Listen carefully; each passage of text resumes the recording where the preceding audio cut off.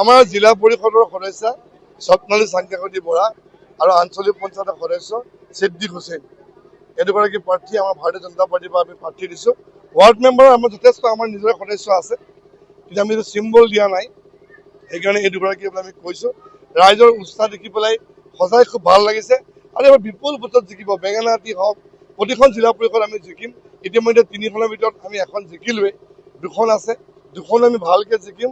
আঞ্চলিক পঞ্চায়ততো আমাৰ 14খনৰ ভিতৰত 6খন জিকিলোঁ আমি, 8খন আছে, 8খনো ভালকৈ জিকিম।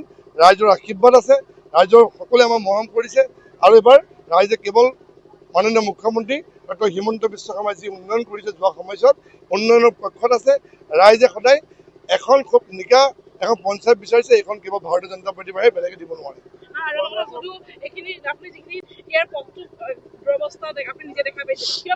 দীঘলীয়া সময় কংগ্ৰেছৰ সভাপতি আছিল পঞ্চায়তত, সেই সময়ত তেওঁলোকে কামখিনি নকৰিলে আৰু যেইবাৰে বনাবলৈ কয় তেওঁলোকে নকৰে, কেৱল টোপ দি থয়। এইবাৰ আমি আহিছোঁ, চেষ্টা কৰিম যে বনাব পাৰোঁ।